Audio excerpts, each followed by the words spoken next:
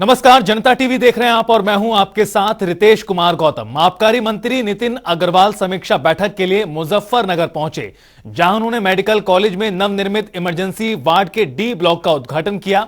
नितिन अग्रवाल ने कहा कि लगातार प्रदेश के सभी सरकारी अस्पताल अपनी सेवाएं दे रहे हैं। उन्होंने कहा कि प्रदेश सरकार लगातार जीरो टॉलरेंस की नीति पर काम कर रही है। तो वहीं मुजफ्फरनगर से हमारे संवाददाता पवन अग्रवाल ने आबकारी मंत्री से बातचीत की, सुनी।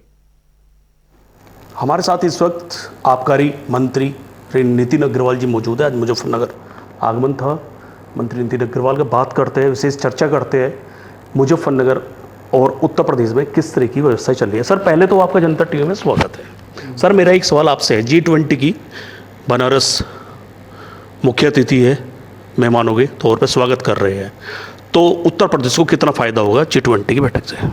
देखिए, G20 एक वैश्विक मंच है जो 20 प्रभावशाली देशों का एक ग्रुप है, नेशन है, जो करीब दुनिया की करीब 80% अर्थव्यवस्था को कंट्रोल करते हैं। एक तो सबसे पहले यही बहुत बड़े गौरव की बात है कि भारत को पहली बार आदरणीय प्रधानमंत्री जी के नेतृत्व में G20 की अध्यक्षता करने का मौका मिला है। और तमाम ये सब देशों के जो प्रतिनिधि भारत में आए हैं, यहाँ पे तमाम इंटरनेशनल जो इश्यूज़ हैं उस पर चर्चा हो रही है। एक खाका तैयार किया जा रहा है कि आगे इन इश्यूज़ पे ये जो प्रभावशाली देश हैं ये आगे अपना क्या मार्गदर्शन देंगे, क्या इसकी स्ट्रैटेजी बनेगी, उस पे तमाम जो सेशंस हो रहे हैं, बातें हो रही हैं, उस पे काम चल रहा है। और हम लोगों के लिए, जैसे मैंने पहले भी कहा कि प्रधानमंत्री जी के नेतृत्व में पहली बार भारत इसकी अध्यक्षता कर रहा है, तो एक भारत वैश्विक मंच पे एक अपनी मजबूत स्थिति को उसने अपना साबित किया है।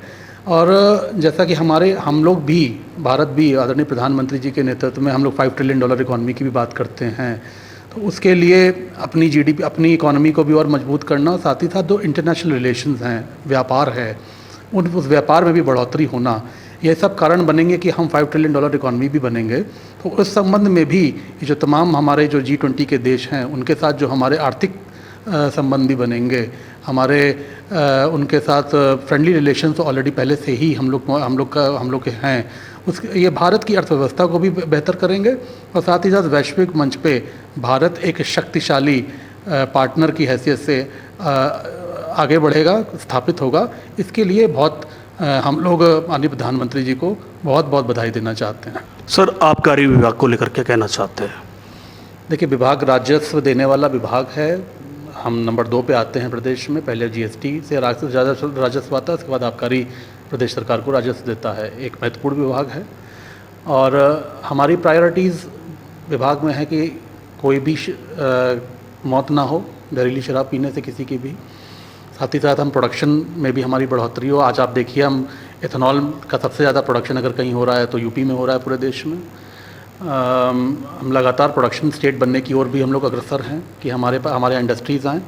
आज करीब 100 डिस्टिलरीज़ प्रदेश में आ गई हैं, 85 काम कर रही हैं, 15 पे काम चल रहा है, जो बहुत जल्दी उसमें वहाँ प्रोडक्शन शुरू हो जाएगा।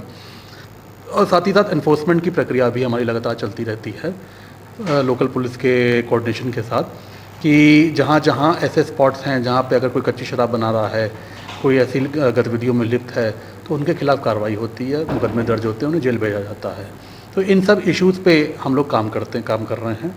एक लक्ष्य जो हम लोग को मिलता है, उस लक्ष्य को कैसे प्राप्त करना है, उन लक्ष्यों पे हमें कैसे आगे बढ़ना है, इन सब चीज़ों के लेके विभाग आगे काम कर रहा है। मोदी जी के विश्व योग दिवस को लेकर क्या कहना चाहते हैं, जो आज विश्व में? आज योग पूरे विश्व में अगर पहचान दी है, आदरणीय प्रधानमंत्री जी ने जो एक जागरूकता आई है योग के प्रति, वो आदरणीय प्रधानमंत्री जी के नेतृत्व में आई है। और आज योग दिवस, जो पिछले साल भी बहुत बड़े पैमाने पे पूरे देश में और पूरे विश्व में योग दिवस हुआ था, इस बार भी जो योग दिवस होने जा रहा है बहुत बड़े पैमाने पे योग दिवस हो रहा है। लोगों को में जागरूकता आ रही है, लोग योग कर रहे हैं, शुरुआत करी है। और मैं समझता हूँ कि अभी 21 जून को योग दिवस होना, इंटरनेशनल योगा डे हम लोग सेलिब्रेट करने जा रहे हैं। और मैं समझता हूँ बहुत बड़ी आबादी देश की इस बार योग दिवस में अपना समर्थन करेगी और उसमें अपना योगदान देगी। थे हमारे साथ माननीय नितिन अग्रवाल आबकारी मंत्री। इन्होंने स्पष्ट भ्रष्टाचार को लेकर एक संदेश दिया है कि कोई भी विभाग अगर भ्रष्टाचार करेगा तो कार्रवाई जरूर चलेगा। पवन अग्रवाल, जनता टीवी, मुजफ्फरनगर। केंद्र सरकार के 9 साल पूरे होने पर रायबरेली में मंत्री समूह ने संयुक्त रूप से जनसभा आयोजित की और इस दौरान उन्होंने केंद्र और राज्य सरकार की उपलब्धियां गिनवाई। इस दौरान केंद्रीय कृषि मंत्री नरेंद्र तोमर, प्रदेश कैबिनेट मंत्री स्वतंत्र देव सिंह सहित राज्य मंत्री दिनेश सिंह भी मौजूद रहे। तो वहीं जल शक्ति मंत्री ने जनसभा को संबोधित करते हुए लोगों से बीजेपी को आने वाले लोकसभा चुनाव में जिताने की अपील की। तो वहीं केंद्रीय कृषि मंत्री नरेंद्र तोमर ने कहा कि मोदी नेतृत्व में पूरे देश के साथ ही रायबरेली में भी विकास हुआ है। इस दौरान उन्होंने कांग्रेस पार्टी पर भी कटाक्ष किया। जनता पार्टी की सरकार समग्र विकास और संतुलित विकास की कल्पना पर काम करती है। देश भर में विकास हो रहा है और रायबरेली में उसी टक्कर का विकास हो रहा है। चुनाव क्या समय से पहले होंगे? क्या चुनाव समय पर होंगे? चुनावी मोड में दिख रही है, ऐसा तो नहीं कि समय पूर्व चुनाव होंगे लोकसभा। भारतीय जनता पार्टी जीवंत राजनीतिक दल है, ये प्राइवेट लिमिटेड कंपनी नहीं है और ये वोट प्राप्त करने की मशीन भी नहीं है।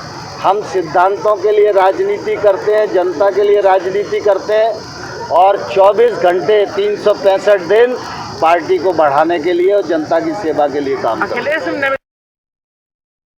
सपा का प्रदेश प्रमुख महिला महासचिव अनीता यादव ने बीजेपी पर जमकर निशाना साधा। उन्होंने भारतीय जनता पार्टी को झूठी और षड्यंत्रकारी पार्टी बताया है।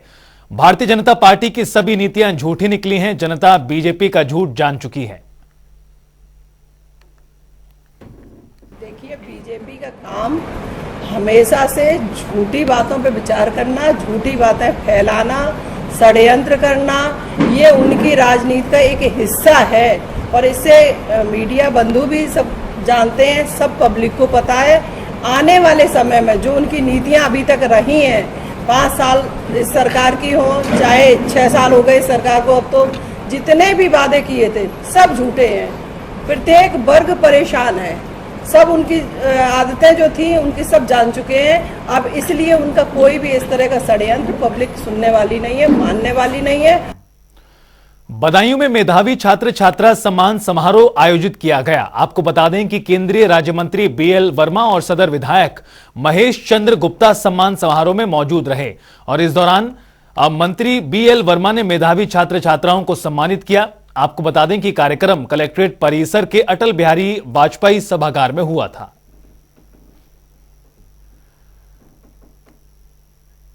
शहर के विकास को लेकर नगर निगम एक्शन मोड में आ गया है। मुजफ्फरनगर की नगर पालिका परिषद की पहली बोर्ड बैठक में शहर की साफ सफाई को लेकर 310 करोड़ रुपए का बजट पास हुआ। बोर्ड की बैठक में 25 प्रस्तावित रखे गए थे जो सर्वसम्मति से पास हुए। नगर पालिका अध्यक्ष मीनाक्षी स्वरूप ने कहा कि बैठक में 310 करोड़ रुपए के 25 प्रस्ताव पास हुए हैं। शहर को इंदौर जैसा साफ सुथरा बनाया जाएगा। आज की नगर पालिका की पहली बोर्ड बजट की मीटिंग थी जो बहुत अच्छे से संपन्न हुई और उसमें 25 प्रस्ताव थे जो सबकी सर्वसम्मति से पास हो गए। कितने का बजट? 310 करोड़ का बजट था। फर्स्ट आज बोर्ड बैठक थी नगर पालिका आपके निर्वाचित होने के बाद, कैसा महसूस दे रहा हो, क्या कहना चाहती हैं? बहुत ही अच्छा महसूस कर रही हूँ क्योंकि फर्स्ट मीटिंग थी और सब बहुत अच्छे से हो गया बिना किसी हंगामे के। मतलब वार्ड मेंबर सबके सुझाव हमने सुने और सब पे अमल होगा। नगर का विकास बहुत अच्छे से करेंगे।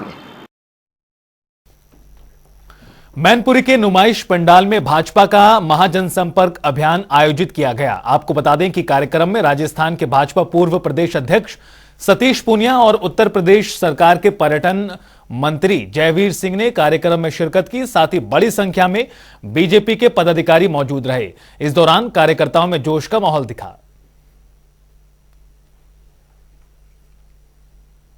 पूरे देश में प्रधानमंत्री मोदी जी के नेतृत्व में जो 9 वर्षों में बदलाव के काम हुए, खासतौर पर जो बुनियादी विकास था उसको गति मिली, सामान्य व्यक्ति का जीवन बदला, जनधन के जरिए, उज्ज्वला के जरिए, आयुष्मान के जरिए, आवास के जरिए। और बड़े जो वैचारिक मुद्दे थे वो चाहे ट्रिपल तलाक हो, चाहे श्री राम जन्मभूमि का निर्माण हो, चाहे कश्मीर में 370 हो, ऐसे बहुत से मसले थे जिनका समाधान हुआ। यही तो हमारी सफलता है। जो लोग धर्मनिरपेक्षता के नाम पर न सनातन संस्कृति को मानते थे, न भगवान राम के अस्तित्व को वजूद को मानते थे। जो नहीं मानते थे, आज भारतीय जनता पार्टी की यही कमाल है कि वो लोग हिंदुत्व के ही विचारधारा पे हमसे भी ज्यादा कट्टरपंथी हिंदू दिखाने की कोशिश कर रहे हैं।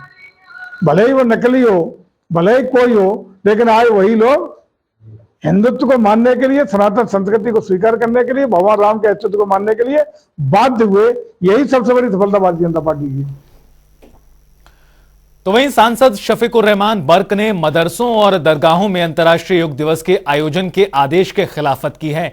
सांसद ने कहा कि मदरसों का संचालन और मुसलमान बच्चों की तालीम रोकने को मदरसों में योग दिवस किया जा रहा है।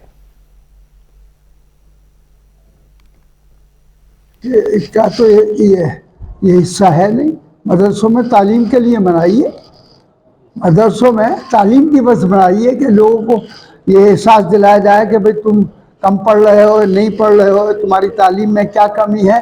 तो ये तो मदरसों के अंदर तो तालीम दिवस मनाना चाहिए। योग दिवस से क्या मतलब है? अपने क्या पहले अखाड़े थे, ये थे, सब पहलवान कसरत करने जाते थे तो पहले न था, लेकिन भाई पहले तालीम की भी कमी थी।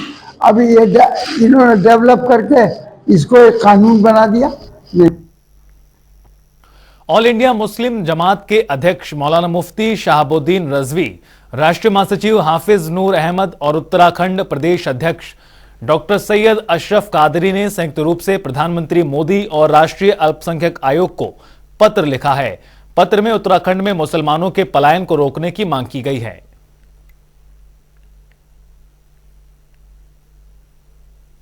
उत्तराखंड स्टेट के जिला काशी में गांव पुरूला है, वहां पर कुछ दिनों पहले प्यार मोहब्बत के सिलसिले में एक वाक़या हुआ। तो उस वाक़े में जो लोग मुलजिम थे उनको गिरफ्तार करके पुलिस ने जेल भेज दिया, मगर कुछ गैर मुस्लिम तबके से ताल्लुक़ रखने वाले चंद शरारती तत्वों ने एक पोस्टर लगा दिया मुस्लिम दुकानों पर, मकानों पर कि मुसलमान 15 जून से पहले अपना मकान दुकान खाली कर लें। तो वहाँ पर मुसलमानों में दहशत कायम है और मुसलमान पलायन कर रहे हैं। तो इस सिलसिले में हमने प्रधानमंत्री श्री नरेंद्र मोदी जी और राष्ट्रीय अल्पसंख्यक आयोग के अध्यक्ष श्री इकबाल सिंह लालपुरा को पत्र लिख करके गंभीर सूरत हाल को अवगत कराया है